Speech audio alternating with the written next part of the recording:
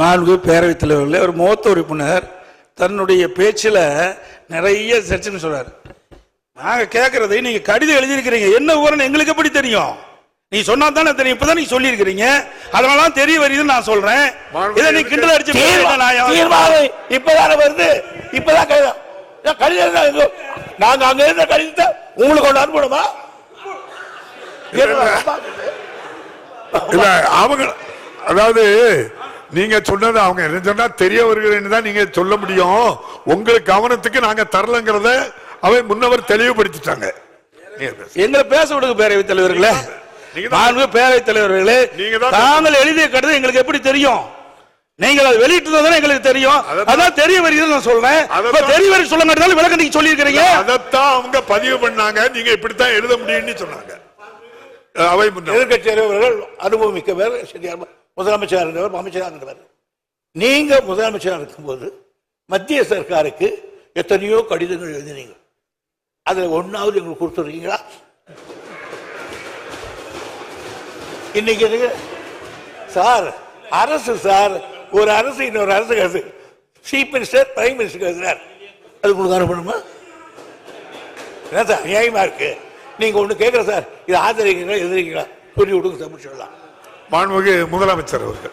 மாண்புமிகு முதலமைச்சர். மாண்புமிகு பேரவைத் தலைவர் அவர்களே, இங்க எதிர்கட்சி தலைவர் அவர்கள் நாடாளுமன்றத்தில் உங்கள் உறுப்பினர் இருக்கிறாங்களா, இவ்வளவு பேர் இருக்கிறாங்க இவ்வளவு பேர் இருக்கிறாங்கன்னு பெருமையா பேசுறீங்களா, என்ன செஞ்சீங்க அப்படின்னு ஒரு கேள்வி கேட்டார். எங்களுடைய நாடாளுமன்ற உறுப்பினர்கள் நாடாளுமன்றத்தில் கடுமையாக எதிர்த்திருக்கிறார்கள். நான் கூட எதிர்கட்சி தலைவர் ஒரு ஆதாரமாக பேச மாட்டார் என்று அமைதியாக இருந்தார். ஆனால் இப்பொழுது நான் விவரத்தை கேட்டு ஆதாரத்தோடு சொல்லுகிறேன். எங்களுடைய நாடாளுமன்ற உறுப்பினர்கள் கடுமையாக எதிர்த்திருக்கிறார்கள். அது மட்டுமல்ல, அங்கே போராட்டத்தில் ஈடுபட்ட நேரத்தில் அந்த மாவட்டத்தில் அமைச்சராக இருக்கக்கூடிய மூர்த்தி அவர்கள் நேரடியாக சென்று அவர்களுக்கு இந்த போராட்டத்தினுடைய தன்மையை பற்றி அறிந்து கொண்டு அதை நிறுத்துங்கள், உங்களுக்கு ஆதரவாக இந்த அரசு இருக்கும் என்று சொல்லி அதற்கு பிறகு முதலமைச்சரை கடிதம் எழுதியிருக்கிறார் என்ற விவரத்தையும் சொல்லி சட்டமன்றத்தில் இது போன்ற தீர்மானத்தை நான் கொண்டு வரப்போகிறோம் என்பதையும் அந்த போராட்டத்தில் ஈடுபட்டிருக்க சொல்லி அதற்கு பிறகுதான் இந்த தீர்மானம் வந்திருக்கிறது என்பதை நம்முடைய எதிர்க்கட்சி தலைவர்கள் புரிந்து கொள்ள வேண்டும் என்பதை தெரிவித்துக் கொள்கிறேன். மாண்புமிகு அவை முன்னவர். மாண்புமிகு எதிர்க்கட்சி தலைவர் கூட திமுக எதிர்க்கவில்லைன்னு சொல்ல, தெரிகிறது சொன்னார். எதிர்க்கவில்லை என்று தெரிகிறது, அதே சொல்றீங்களா சார் நீங்களா சார்? மாண்புமிகு எதிர்க்கட்சி தலைவர். மாண்புமிகு பேரவைத் தலைவர்களே, நீங்க கடிதம் எழுதியிருக்கிறீங்க, அதுல என்ன வாசகம் எங்களுக்கு என்ன தெரியும், என்ன விவரம் தெரியும், அதனாலதான் தெரிய வருகிறேன்னு சொல்றேன்.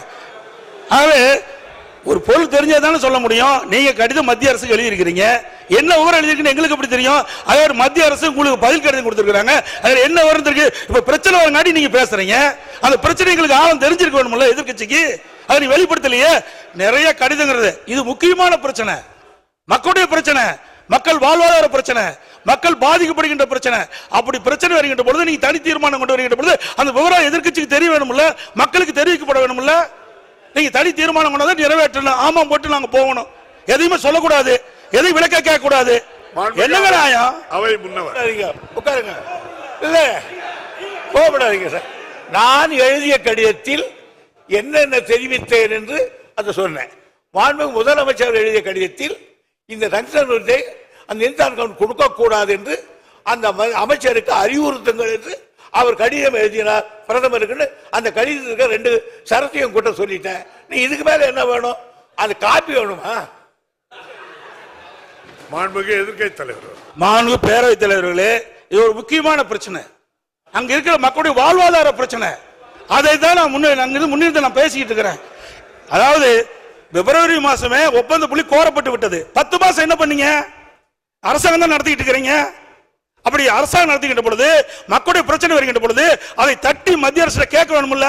நீங்க எந்த வித கடிதமே எழுதவில்லையே மத்திய அரசுக்கு, இந்த சுரங்கத்தை தடுத்து நிறுத்த வேண்டும் என்று எந்த கடிதமும் மத்திய அரசுக்கு எழுதவில்லை என்று எக்ஸ் வலைதளத்தில் மத்திய சுரங்கத்துறை அமைச்சர் வெளியிட்டிருக்கிறாங்க. அதுக்கு என்ன பதில் கொடுக்க போறீங்க? உங்களுடைய எதிர்ப்பு தெரிவிக்கலையே, தெரிவிச்சிருந்தா அந்த பிரச்சனை வந்திருக்காது. நாங்க தடுத்து நிறுத்தணும் அவர் சொல்றாரு. பேரவைத் தலைவர் அவர்களே, இவ்வளவு வேகமாக பேசிவிடுகிற காரணத்தால் இதை சாதித்து விட்டோம் என்று நீங்கள் நினைத்து விட வேண்டாம். நிச்சயமாக சொல்கிறேன், உறுதியாக சொல்கிறேன். நாங்கள் அவ்வப்போது தொடர்ந்து கடிதம் எழுதியிருக்கிறோம், தொடர்ந்து போராட்டங்கள் நடத்தி கொண்டிருக்கிறோம். எங்களுடைய கண்டன குரலை நாடாளுமன்றத்திலே பதிவு செய்திருக்கிறோம். அது மட்டுமல்ல, போராட்ட கலவரத்தில் ஈடுபட்டிருக்க போய் கூட நம்முடைய அமைச்சர் பேசுகிற போது இது போன்ற ஒரு தீர்மானம் அவையிலே சட்டமன்றம் கூடுகிறதற்கு கொண்டு வருவோம் என்று சொல்லிதான் தெளிவுபடுத்தி இருக்கிறோம். கடிதத்தை எழுதுகிற போது அவ்வப்போது செய்தி வெளியிடுகிற தலைப்பில் பிரதமருக்கு முதலமைச்சர் இந்த சம்பந்தமாக கடிதம் எழுதியிருக்கிறார் என்ற செய்தி வெள்ளம் விவரம் வந்திருக்கிறது. ஒரு தெரியவில்லை சொன்னால் என்ன புரியவில்லை என்று. மாண்புமிகு எதிர்க்கட்சி தலைவர், மாண்புமிகு பேரவைத் தலைவர்களே, மாண்புமிகு முதலமைச்சர் நான் சொன்ன கருத்தை தவறாக புரிந்துவிடார். மாண்புமிகு நீர்வளத்துறை அமைச்சர் மத்திய சுரங்கத்துறை அமைச்சருக்கு எழுதிய கடிதம், மத்திய சுரங்கத்துறை அமைச்சர் நீர்வளத்துறை அமைச்சருக்கு எழுதிய கடிதத்தை தான் குறிப்பிட்டேன். இந்த 2 கடிதம் வெளியில் சொல்றான். மாண்பு பாரத பிரதமருக்கு மாண்பு முதலமைச்சர் எழுதிய கடிதத்தில் நீங்கள் இந்த சுரங்க ஏலத்தை ரத்து செய்யணும்னு கேட்டுக்கிறீங்க. அந்த இது சுரங்கத்துறை அமைச்சருக்கு போய் சுரங்கத்துறை எக்ஸ் வலைதளத்தில் சொல்லியிருக்கிறாங்க. என்ன, நாங்க ஏலம் விடுவதற்கு ஒப்பந்த புள்ளி கோரணும். அப்ப இருந்து 10 மாசம் இருந்தது. ஏன் இதை தடுத்து நிறுத்துவதற்கு நீங்கள் எந்தவித தகவலும் மத்திய அரசு கொடுக்கவில்லை. எக்ஸ் வலைதளத்தில் வெளியிட்டிருக்கிறாங்க. முதலமைச்சர் எழுதிய கடிதத்திற்கு மத்திய சுரங்கத்துறை அமைச்சகம் பதில் கொடுத்திருக்குது. அதுக்கு தான் நான் கேட்கிறேன், 10 மாத காலம் நீங்க என்ன செஞ்சீங்க? அப்பவே செஞ்சிருந்தா இதை நான் பேசிடுறேங்க. அப்பொழுதே இதற்கு உரிய அப்புறம் நீங்க பதில் எழுதலன்னு கேட்டிருக்கீங்க. இதை அப்பொழுதே தடுத்து நிறுத்திருக்கலாம். அதைத்தான் நான் சொல்ல வரேன். நீங்க 10 மாத காலமாக இந்த அறிவிப்பு வெளிவந்த ஒப்பந்தம் வெளியிட்ட பிறகு டங்ஸ்டன் சுரங்கம் அமைப்பதற்கு ஒப்பந்தமுல்லை கோரப்பட்டு 10 மாத காலமாக நீங்கள் எங்களுக்கு எந்த தகவலும் கொடுக்கப்படவில்லை அப்படி என்று முதலமைச்சர் எழுதிய கடிதத்திற்கு எக்ஸ் வலைத்தளத்தில் மத்திய சுரங்கத்துறை அமைச்சகம் கொடுத்திருக்குது. அதுதான் நான் கேட்கிறேன். நீங்க நீர்வளத்துறை அமைச்சர் எழுதினார், முதலமைச்சர் எழுதினார், அவங்க என்ன கடிதம் எழுதுனாங்க அப்படின்னு கேட்கிறாரு. எழுதுனாங்க. எனக்கு இப்படின்னு தெரிஞ்சிருந்தா அந்த போஸ்ட் ஹவுஸ் முத்திரையோட கொண்டு வந்துருப்பேன். 2/11/2023 அன்று ஒன்றிய சுரங்கத்துறை அமைச்சர் அளித்த பதிலில் உரிய சட்ட திருத்தங்களை மேற்கொண்ட பிறகு இந்த ஏலம் விடுவதாகவும் தேசிய அளவிலான தேவைகளை கருத்தில் கொண்டு மாநில அரசுகள் இந்த கொள்கைக்கு ஒத்துழைக்க வேண்டும் என்று குறிப்பிட்டிருந்தார். இல்லை என்றார். பேரத்தில் அதான் நான் குறிப்பிட்டேங்க. இங்க பேசி பிரயோஜனம் இல்ல, நாடாளுமன்றத்தில் பேச வேணும். நாடாளுமன்றத்தில் கனிம வள திட்டத்தை முதலமைச்சர் நாடாளுமன்றம் கூடி கலந்துட்டு தான் இருக்க தவிர அங்கே தொடர்பு கூட்டம் நடந்ததாக செய்தி வரல இது வரைக்கும் நமக்கு. ஆனால் கிடைக்க நேரத்தெல்லாம் பயன்படுத்தி அது எதிர்ப்பு தெரிவிச்சிருக்கிறோம். நாடாளுமன்றம் கூடுகிறது, அதற்கு பிறகு அங்கே அவையை ஒத்தி வைக்கப்படக்கூடிய சூழ்நிலை நடந்துகிட்டு இருக்க தவிர தொடர்ந்து நடந்துகிட்டு இல்லை. இது எதிர்க்கட்சி தலைவர் அவர்கள் பத்திரிகையிலையும் படிச்சிருப்பார் நினைக்கிறேன். திடீர்னு ஒரு நாள் ஒரு 100 பில்லை பாஸ் பண்ணி விட்டுருந்தாங்க நாடாளுமன்றத்தில். மாண்புமிகு பேரவைத் தலைவர் 2023ஆம் ஆண்டு நாடாளுமன்றத்திலே கனிம திருத்த சட்டத்தை கொண்டு வந்து 2023ஆம் ஆண்டு இப்ப இல்ல. மாண்புமிகு பேரவைத் தலைவர் அப்போது எதிர்ப்பு தெரிவிச்சிருக்கிறோம்.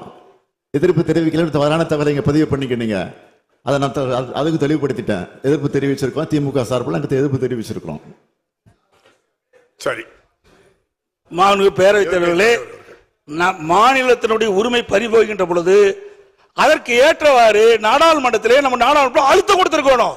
அவை ஒத்துழைக்கின்ற அளவிற்கு அழுத்தம் கொடுத்தா தான் அது நடக்கும். சட்டம் நிறைவேறியாச்சு. இப்ப சட்டம் நிறைவேறின பிறகு நீங்க தீர்மானம் கொண்டு வந்து என்ன செய்ய போறீங்க சொல்லுங்க. தீர்மானத்தை ஒரு முறை பண்ண முடியாது. முதலமைச்சர் சட்டம் நிறைவேறதுன்னா எங்களுடைய ஆதரவு நிறைவேறிச்சு. நாங்க எதிர்ப்பு தெரிவிச்சிருக்கிறோம். அது நாடாளுமன்றத்துக்கு பதிவாயிருக்கு. எப்படி நிறைவேறதுன்னா நாங்கள தடுத்துக்க முடியுமா? நாங்கள் மெஜாரிட்டி அவங்க இருக்கும்போது இப்படி பண்ண முடியும் சொல்லுங்க. நீங்களும் அங்கே குரல் கொடுத்தோம் நாங்கள் சபையை நடத்த விடாம பண்ணு பல பேரும் சொல்லியிருக்கீங்க. அப்போ எல்லாம் சபை அவன் நிறைவேற்ற தீர்மானத்தை தடுத்து நிறுத்திட்டீங்களா நீங்க சொல்லுங்க.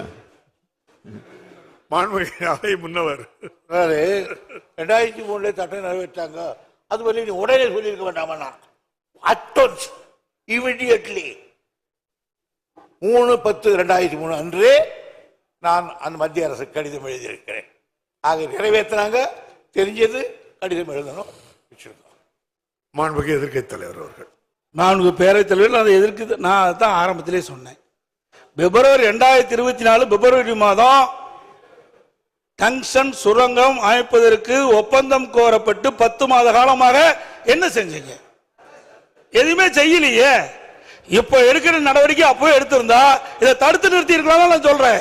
இல்ல அது மட்டும் இல்ல, நம்ம ஒரு சட்டம் மத்திய அரசு கொண்டு வருகின்ற பொழுது மாநில உரிமை பாதிக்கப்படுகின்ற பொழுது அங்க அழுத்த கொடுத்தே ஆகணும். அதுக்கு தானே எம்பி போறாங்க. சும்மா நான் எதிர்த்தேன் நிர்வாகிட்டு அப்புறம் ஏன் கொண்டு வரீங்க? என்ன பிரயோஜனம்? முதலமைச்சர் பேரவைத் தலைவர்களே, அரசுடைய அலட்சியத்தால் இன்றைக்கு அவன் பகுதி மக்கள் பாதிக்கப்படுறாங்க. அதைத்தான் நான் சொல்றேன். அவை முன்னவர் அவர்கள் மாண்புமிகு எதிர்க்கட்சிகள் கொண்டு சொல்லுகிறேன். இது மாதிரி எதிர்த்தோம். நான் என் கடிதம் எழுதினா அவர் எழுதினார், சுற்றுச்சூழல் எழுதினார். எதுக்கும் பணியாத காரணத்தால் தான் இந்த மன்றத்துக்கு வந்து இந்த மன்றமே இதை அந்த திட்டத்தை எதிர்க்கிறது, இந்த தீர்மானத்தை ஆதரிக்கிறது கொண்டு வந்திருக்கோம். நீங்க இப்போ என்ன சொல்றீங்க? இந்த திட்டம் நமக்கு தேவையில்லாத ஒண்ணு தானே, சுரங்கம் வரக்கூடாது இல்லையா அப்படின்னா தீர்மானத்தை ஆதரிங்க. இல்ல சுரங்கத்தை வேதாந்தா பக்கமோ நீங்களும் சேர்ந்துக்கிட்டா ஆதரிச்சுப்போங்க. மாண்புமிகு எதிர்க்கட்சி தலைவர் அவர்கள். மாண்புமிகு பேரவைத் தலைவர்களே, இதுவரை அலட்சியமா இருந்துவிட்டு இப்படி பதில் சொல்வது சரியல்ல. ஏனென்றால் ஒரு அரசாங்கம் அவ்வப்போது விழித்துக் கொண்டு மக்களுக்கு பிரச்சனை ஏற்படும் தீர்த்து வைக்கணும். அலட்சியமாக இருந்தது சொல்றார். எந்த விதத்திலும் இந்த திமுக ஆட்சி அலட்சியமா இருந்தது இல்ல. பொது மக்களுடைய பிரச்சனை பொறுத்தவரை நாங்கள் இது வரைக்கும் அலட்சியமா இருந்தது கிடையாது. அலட்சியமா இருந்தங்கிற அவை குறிப்பிலிருந்து நீக்கிறேன். அலட்சியம் வேண்டாம். 4 பேரவைத் தலைவர்களே, நீங்க அந்த ஆசனம் அலட்சியம் என்பது நான் தவறா சொல்லல. அலட்சியம் என்பது அன்பார்க்க. அதாவது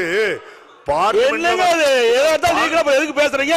எதுக்கு தீர்மானம் பேச விட்டுட்டு எதிர்கட்சி என்ற முறையில், பிரதான எதிர்கட்சி என்ற முறையில் அரசு சரியான முறையில் நடவடிக்கை எடுத்திருந்தா ஆரம்ப காலகட்டத்தில் தடுத்திருக்கலாம் சொல்றேன். அதுதான் இத்தனை வரைக்கும் பேசிட்டு இருக்கிறேன். வேற என்னத்தில் நாங்க சொல்றோம்? அது மட்டும் இல்ல, இதுல சில முக்கியம். முதலமைச்சர் இப்ப கடிதம் எழுதியிருக்கிறார். இது ஒப்பந்த புள்ளி விடுகின்ற பொழுதே கடிதம் எழுதியிருந்தா இது நிறுத்தப்பட்டிருக்கும். இரண்டாவது, முதலமைச்சர் தலைவர்களே திரும்ப திரும்ப அதையே சொல்லிக் கொண்டிருக்கிறார்.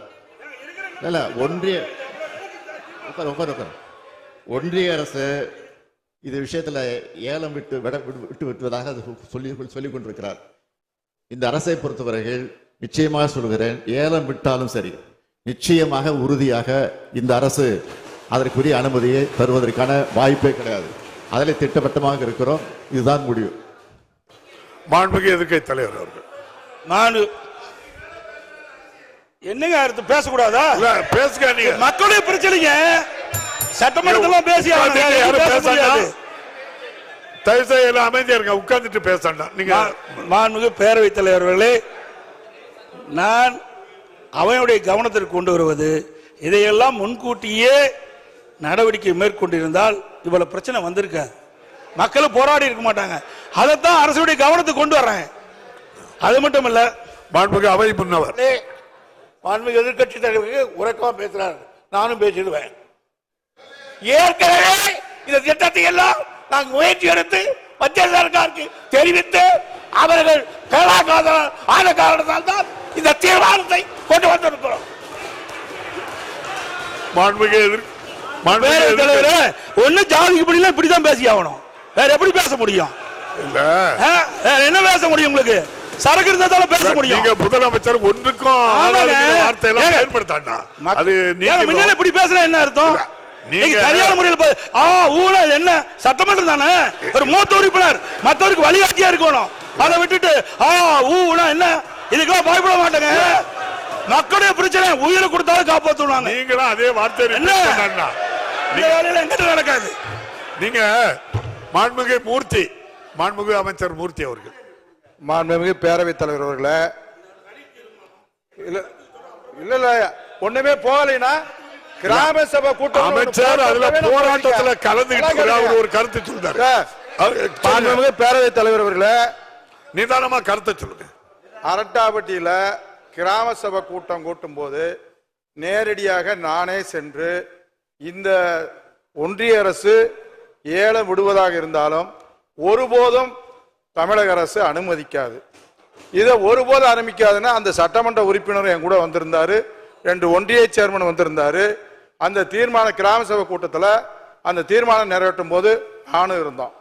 4 நாள் கழிச்சு அந்த பகுதியில் இருக்கக்கூடிய விவசாய சங்கம், வணிகர் சங்கம் எல்லாரும் சேர்ந்து மேலூர்ல ஒரு மிகப்பெரிய ஆர்ப்பாட்டம். நீங்க எல்லாம் ஏடிஎம்கே நீங்க எல்லாம் சேர்ந்து ஒத்த கருத்து தானே? ஆமா, ஒத்த கருத்து தான். இல்ல அப்போது வரும்போது மேலூர்ல ஒரு 5000-6000 பேர் ஆர்ப்பாட்டம் நடக்கிற போது, பல கிராமங்கள் இருக்கும்போது அந்த ஆர்ப்பாட்டத்துல நான் கலந்துகிட்டேன். அவர் சட்டமன்ற உறுப்பினரும் கலந்துகிட்டாரு. எல்லாரும் கலந்துகிட்ட போது மாண்புமிகு முதலமைச்சர் அவர்கள் பிரதமருக்கு கடிதம் எழுதியிருக்கிறார், நிச்சயமாக இது வராது அப்படின்னு. வராதுகின்ற போது அந்த ஒட்டுமொத்த மக்களும் நீங்கள் அப்போது சட்டமன்ற உறுப்பினர் நீங்க சட்டமன்றத்தில் நம்ம பெரிய பிள்ளை அவர்கள் எங்களுடைய எதிர்கட்சி தலைவர் சட்டமன்றத்திலே தீர்மானம் கொண்டு வருவார்னு சொன்னார். உடனே நான் அந்த மைக்கை வாங்கி சட்டமன்ற உறுப்பினர் எதிர்கட்சி தலைவர் மட்டுமல்ல, எங்களுடைய முதலமைச்சர் ஒட்டுமொத்தமாக அனைத்து தரப்பு மக்களுடைய சார்பாக, அனைத்து கட்சி சார்பாக அந்த தீர்மானத்தை அங்கே நிறைவேற்றுவார்னா அந்த கூட்டத்தில் கொண்டு வந்தேன். அதைத்தான் அந்த மக்கள் பூரா நீங்க சட்டமன்றத்தில் தீர்மானம் கொண்டு வரணும்னாங்க. அப்படி தீர்மானம் கொண்டு வரணும்னு எங்க முதலமைச்சர்கிட்ட சொல்லுவேன்னு சொன்னேன். உடனே கொண்டு வந்தாங்க. மக்கள் அதைத்தான் விரும்பினாங்க. மக்கள் ஒருபோதும் அங்க நாங்க ஒருபடி மண்ணை கூட அள்ள மாட்டோம்னு சொல்லி அங்க சொல்லிட்டு வந்தோம். அதே இதைத்தான் நாடாளுமன்றத்தில் மதுரையினுடைய நாடாளுமன்ற உறுப்பினர் தனி தீர்மானம் கொண்டு வந்து அங்க தனியா ஒரு கோரிக்கை கொண்டு வந்து அதையும் நாடாளுமன்றத்தில் பேசியிருக்காருன்றது வந்திருக்கு. எனவே அங்க மக்கள் எந்த பிரச்சனையும் இல்லைங்க, முதல்ல இருந்துச்சு. அங்க தமிழ்நாடு சர்க்கார் உங்களுக்கு பாதுகாப்பா இருப்போம் உத்தரவாதத்தை தந்ததற்கு பின்னால் எங்கேயும் போராட்டம் இல்லை. அதை காப்பாற்றக்கூடிய அரசாக நம்முடைய முதலமைச்சர் இருக்கிறார். உங்களுக்கு என்றைக்கும் பாதுகாப்பு, கோயில்களையும் சரி விவசாயிகளையும் சரி அங்க இருக்கக்கூடிய மக்களையும் பாதுகாக்கக்கூடிய முதலமைச்சர் இருக்கிறார் என்ற உத்தரவாதத்தை தந்து வந்திருக்கிறோம். கருத்து நிறுத்தி இருக்கிறோம். எல்லாமே இப்ப நீங்க சொல்ல வேண்டிய கருத்துக்கள் எல்லாம் பதிவு பண்ணிட்டீங்க. மாண்பு பேரவைத் தலைவர்களை இது ஆரம்ப காலகட்டத்திலேயே நடவடிக்கை எடுத்துல தடுத்து நிறுத்திருக்கிறதா சொல்றேன். என்ன கத்துறீங்க? தலைவர்களே, மறுபடியும் ஆரம்ப காலகட்டத்திலிருந்து ஆரம்பத்துக்கு போயிட்டா இருப்போ நான் திரும்ப திரும்ப ஒரு ஒன்றை தெளிவாக சொல்கிறேன். நான் முதலமைச்சராக இருக்கிற வரையில் நிச்சயமாக ஒன்றிய அரசு இந்த திட்டத்தை கொண்டு வர முடியாது. அது வந்தால் அதை தடுத்தே தீர்வோம். அதான் திரும்ப திரும்ப சொல்றேன். நான் தமிழ்நாட்டினுடைய முதலமைச்சராக இருக்கிற வரையிலே இது நிச்சயமாக நாங்கள் அனுமதிக்க மாட்டோம். நன்றி. மாண்புமிகு எதிர்க்கட்சி தலைவர். மாண்பு பேரவைத் தலைவரை எதிர்க்கட்சி என்ற முறையில் எங்களுடைய மக்களுடைய பிரச்சனையை அரசுடைய கவனத்திற்கு கொண்டு வருவது எங்களுடைய கடமை. அந்த அடிப்படையில் தான் சொல்றேன். நீங்க அலட்சியமா இருந்த காரணத்தினால்தான் இவ்வளவு பிரச்சனை ஏற்பட்டிருக்குது. நீங்க முன்கூட்டியே சரியான முறையில் நடவடிக்கை எடுக்கப்பட்டிருந்தா அப்பொழுது இவ்வளவு பிரச்சனை வந்திருக்காதுதான் சொல்றேன். ஒண்ணு என்ன, எந்த இடத்துல கூட ஆளுங்கட்சி அதுக்கு சாதகமான ஒரு வார்த்தையை எழுதல, பேசல, அலட்சியமும் இல்ல. பார்லிமெண்ட்லயும் பேசிருக்காங்க. நீங்க என்ன நிறைய பேரவைத் தலைவரை நீங்க பதில் சொல்லிட்டீங்க. எல்லாம் மந்திரி சொல்ற பதில் நீங்களே சொல்லிட்டீங்க. பேசுறதையும் நான் சொல்லியிருக்கேன். அப்புறம் பிப்ரவரியிலும் தெளிவா பதிவு பண்ணிருக்கீங்க.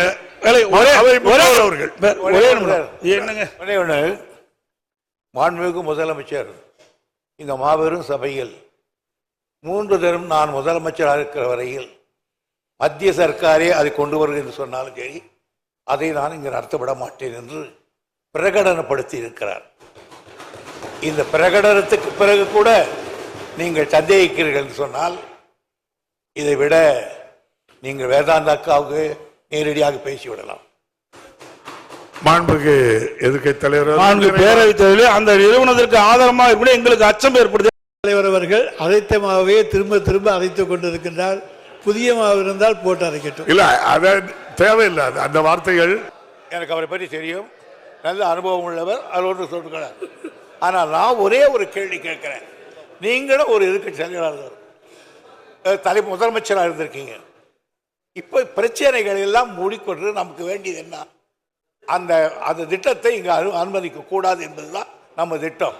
அதற்கு முதலமைச்சர் உங்களையும் சேர்த்துதான் நான் இருக்கிற வரையில் அதை வரவிட மாட்டேன் என்று ஒரு தரத்துக்கு 3 தரம் பிரகடனம் செய்கிற பொழுது நீங்கள் என்ன செய்திருக்க வேண்டும்? முதலமைச்சருடைய இந்த உறுதியை நம்பி நாங்கள் இந்த திட்டத்தை ஆதரிக்கிறோம் சொல்லியிருந்தால் அதுதான் பெருமையாக இருக்கும். அதான் பண்ண போறாங்க முதலமைச்சர் அவர்கள். மாண்புமிகு பேரவைத் தலைவர் அவர்களே, எதிர்க்கட்சி தலைவர் அவர்களை பொறுத்த வரைக்கும் அலட்சியப்படுத்தி விட்டு ஏன் காலதாமதம் என்று ஒரு கேள்வி கேட்டிருக்கிறார். அவர்கள் பார்வையில் அது அப்படியே இருக்கலாம், அலட்சியமாக கூட இருக்கலாம், அல்லது நாங்கள் தவறிவிட்டோம் என்று கூட இருக்கலாம். ஆனால் எங்களுடைய பார்வையை நாங்கள் அலட்சியப்படுத்தல. அவ்வப்போது நாங்கள் இந்த பிரச்சனை சுட்டி காட்டியிருக்கிறோம், கடிதங்கள் எழுதியிருக்கிறோம். அதனால தான் திரும்ப திரும்ப சொல்லுகிறேன், எந்த காரணத்தை கொண்டோ தமிழ்நாட்டுக்குள்ள அவர்கள் போடக்கூடிய இந்த திட்டம் நிச்சயம் வரக்கூடிய வாய்ப்பே இருக்காது. அதை தடுத்து நிறுத்துவோம். அப்படி ஒரு சூழல் வந்தால் அந்த பொறுப்பில் நான் இருக்க மாட்டேன், முதலமைச்சர் பொறுப்பில் இருக்க மாட்டேன். அந்த தெளிவாக சொல்லிவிட்டேன். எனவே தயவு கூர்ந்து மீண்டும் மீண்டும் நான் கேட்டுக்கொள்கிறேன், எதிர்க்கட்சி தலைவரையும் சேர்த்து எதிர்க்கட்சியும் சேர்த்து நான் கேட்டுக்கொள்கிறேன். ஏற்கனவே எல்லா கட்சி தலைவர்களும் ஆதரித்து பேசியிருக்கிறார்கள். எனவே நீங்களும் அதை ஆதரித்து ஏகமனதாக நிறைவேற்றி தர வேண்டும் என்று நம்முடைய சபாநாயகர் மூலமாக உங்களை நான் பணிவோடு கேட்டுக்கொள்கிறேன். சட்டத்தில் என்ன திருத்தம் இருக்குன்னு கேட்டீங்கன்னா, ஏலம் எடுக்கிற அதிகாரம் ஒன்றிய அரசுக்கு மட்டுமே உள்ளது. அடுத்த சென்டர் சுரங்க குத்தகை வழங்கும் அதிகாரம் மட்டுமே அரசு கொண்டு. எனவே அவர்கள் ஏலம் விட்டாலும் அவருக்கு குத்தகை கொடுக்கிற அதிகாரம் இவர் கையில் தான் இருக்கிறது. எனவே நிச்சயமாக இந்த அரசு அவருக்கு குத்தகைக்கு கொடுப்படாட்டும். எங்களுக்கு அந்த அதிகாரம் இருக்கிறது. மத்திய அரசு ஒன்றிய அரசு எங்களை ஒன்றும் செய்துவிட முடியாது. அதை எதிர்க்கின்ற வல்லமை தைரியமும் எங்கள் முதலமைச்சர் கொண்டு. சரி, முதலமைச்சர் தான் கோரிக்கை. மாண்புமிகு பேரவை முன்னவர் அவர்களின் தீர்மானம் பேரவையின் முடிவுக்கு விடப்படுகிறது. ஏற்போர் ஆம் என்க, மறுப்போர் இல்லை என்க. மறுப்போரே இல்லை என்று கருதுகிறேன். மறுப்போரே இல்லை. தீர்மானம் ஒரு மனதாக நிறைவேறியது.